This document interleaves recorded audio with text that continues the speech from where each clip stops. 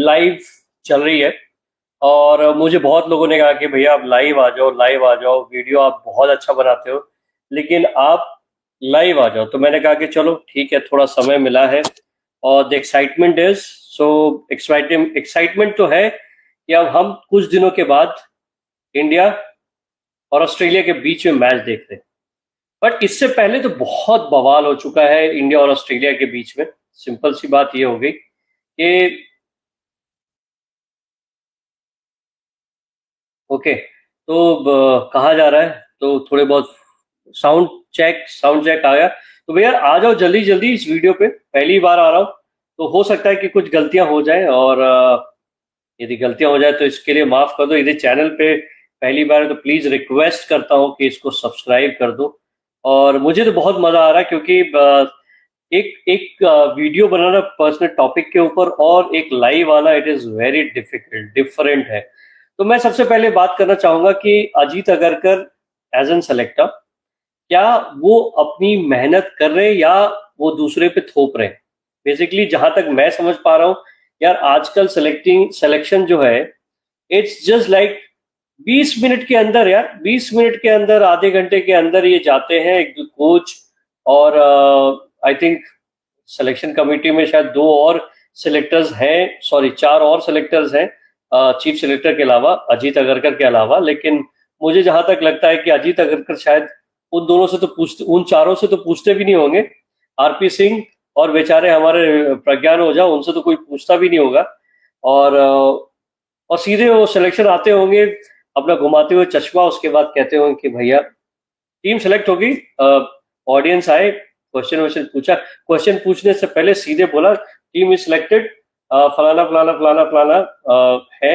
मुझे ये लगता है कि कहते हो कि भैया ये सेट ऑफ प्लेयर्स है, गौतम गंभीर प्लीज इस पे साइन कर दीजिए। और वो साइन करते ही वो टीम फिक्स हो जाती है, वही 15 की टीम घूम रही है आसपास, कोई मेहनत नहीं करनी। तो मैं ये कह रहा हूँ बॉस, जब आपको टीम सेलेक्ट करने के लिए इतनी ही, तो हम इतनी तनख्वाह क्यों दे रहे हैं अजीत अगरकर को? और जब देखो अजीत अगरकर लोकल सर्किट में, आज तक अजीत अगरकर को किसी ने नहीं देखा कि बॉम्बे जाकर चेक कर रहे हैं या रणजी ट्रॉफी में मैचेस हो रहे हैं वो देख रहे हैं। आज देखो गोवा की तरफ से 2 डबल सेंचुरी, मुंबई की तरफ से 2 डबल सेंचुरी, मतलब आज तबाही थी। आज का जो सीजन चालू हुआ और तबाही ही तबाही थी। आज का दिन 4 डबल सेंचुरी बनी है, 2 गोवा के तरफ से, आई थिंक प्रॉब्ली 2 दिल्ली की तरफ से, if I am not mistaken. और दूसरी बात, पहले जमाने में जब सिलेक्शन होता it was a rigorous process, rigorous process. और शायद ये 15-20 मिनट के जो प्रेस कॉन्फ्रेंस के बाद अजीत अगरकर जो कह देते हैं कि बॉस टीम सेलेक्ट होगी, इसी की वजह से, इसी की वजह से शायद अश्विन ने अपने यूट्यूब चैनल पे कहा कि बॉस इससे अच्छा आप ना ये जो देश का जो टीम चुनते हो, जिसमें से 140 करोड़ देशवासी वासी, उनको भी हक बनता है कि आपके सिलेक्शन प्रोसेस को लाइव देखें।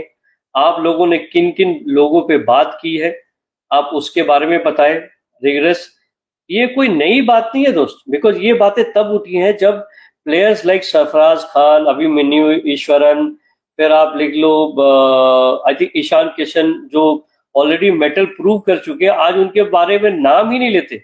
मोहम्मद शामी, मतलब अब प्लेयर्स जो है अब खुल कर आ रहे हैं। अजिंक्य रहाणे ने तो यहां तक कह दी कि भाई आप प्लेयर्स को सेलेक्टर से डरने की जरूरत नहीं है। भाई क्यों ना डरे, सेलेक्टर्स जो है अजीत अगरकर के जैसे होंगे तो करियर में उनको पूछेगा कौन? आज मोहम्मद शामी कितने भी टैलेंटेड है, लेकिन हर्षित राणा ने आज तक कुछ भी उखाड़ा नहीं है, पता नहीं फिर भी टीम में क्यों है।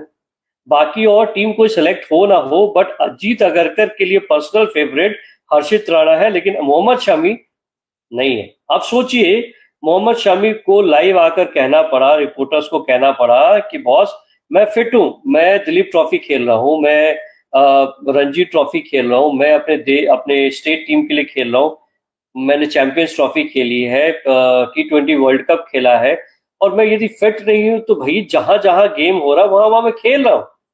तो आप कैसे कह सकते हो कि मैं फिट नहीं हूं? और यदि फिटनेस सर्टिफिकेट है तो मैं एनसीए में जाके फिटनेस दे रहा हूं। यदि मेरे फिटनेस के बारे में यदि उनको नहीं पता है तो शायद मुझे नहीं मालूम कि कौन कौन उन्हें बता रहा है।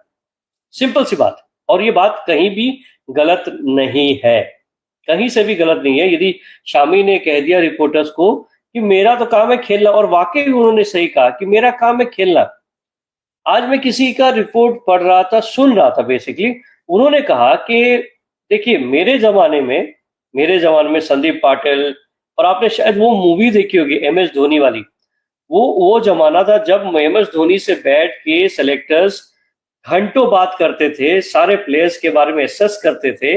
इसमें सौरव गांगुली का भी एक सीन था जिसमें सौरव गांगुली से पूछा जाता है कि यार एम एस धोनी इस बार बहुत अच्छा परफॉर्म कर रहा है, उसके ग्राफ्स इतने इतने रन्स बनाए हैं, तो क्या करना चाहिए, can we put him into the team. तो बहुत इस तरह का सिलेक्शन होता था। सेलेक्टर्स ग्राउंड में जाते थे, अपने टैलेंट स्काउट को देखते थे, रणजी मैचेस देखते थे, ना कि वो एसी में बैठ के सीधे फॉरेन टूर करते थे। अब देखो ना यार, आज तक मैंने कभी नहीं देखा कि कोई और सिलेक्टर्स इंग्लैंड सीरीज पे गया हो, कोई और सिलेक्टर्स आपके दुबई गए हो, कोई और सिलेक्टर्स आपके कहाँ बोलूं यार, हाँ ऑस्ट्रेलिया। अभी ऑस्ट्रेलिया पहुंच जाएंगे अजीत अगरकर अपना वो चश्मा लेके। आई डोंट अंडरस्टैंड कि और कोई है नहीं, और या कोई क्राइटेरिया बना दी गई है कि नहीं भैया चीफ सेलेक्टर्स ही जाएगा, कोच के साथ चीफ सेलेक्टर्स ही बात करेंगे। Is that any criteria which is been there? I don't think so. तो बॉस, ट्रांसपेरेंसी होनी चाहिए, इतना प्रेशर नहीं होना चाहिए प्लेयर्स के ऊपर कि उनको पता ही ना चले कि आने वाले दिनों में वो कितना भी परफॉर्म कर ले, कितना भी अच्छा कर ले, कुछ नहीं होने वाला। क्योंकि जब तक सेलेक्टर्स अजीत अगरकर किसी की बात को फॉलो करे, ये मुझे नहीं मालूम। आई एम नॉट अवेयर कि अजीत अगरकर को कोई और कुछ बोल रहा है,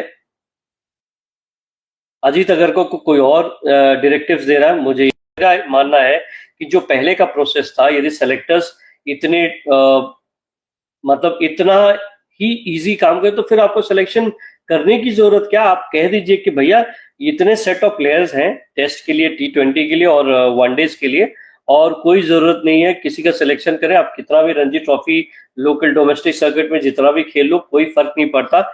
हम तो भैया यही 15 कॉन्ट्रैक्टेड प्लेयर हैं, हम इसी में से सिलेक्ट करेंगे और मेहनत करें जो, और भैया पैसे इतने ही लेंगे। कोई 12 करोड़ ले रहा है, कोई 9 करोड़ ले रहा है, कोई 7 करोड़ ले रहा है, और पूरे जितने पक्ष है ले ले, तो भैया सिलेक्शन करने की जरूरत नहीं है। मेरी मांग तो ये है दोस्तों कि आप बैठिए टेबल के ऊपर। ऐसा भी सुना है मैंने कि जब अभिमन्यु ईश्वरन प्रैक्टिस कर रहे हैं या कोई मैच खेल रहे हैं तो अजीत अगरकर पीठ घुमा के देख रहे हैं, लेकिन उसी समय यदि ध्रुव जुरेल बैटिंग कर रहे हैं या नीतीश रेड्डी बैटिंग कर रहे हैं, उस समय अजीत अगरकर फेस कर रहे हैं। तो भैया जो शॉट्स अभिमन्यु ईश्वरन ने मारे हैं उसको तो अजीत अगरकर ने देखा ही नहीं, क्योंकि वो पर्सनल लाइकिंग में नहीं आते। लेकिन आप के राहुल को देख रहे हो, आप नीतीश रेड्डी को देख रहे हो, और बार बार ये टीम में फीचर कर रहे हैं, जबकि डोमेस्टिक सर्किट में उन्होंने घंटा कुछ उखाड़ा नहीं। तो आपको ये कहना चाहिए, मुझे लगता है कि सिलेक्शन प्रोसेस और ट्रांसपेरेंट होने चाहिए और लाइव होने चाहिए। और दूसरी बात, हर प्लेयर्स को क्यों सेलेक्ट नहीं किया, किस बेसिस पे आपने उनको सेलेक्ट नहीं किया, ये आपको जवाब देना चाहिए।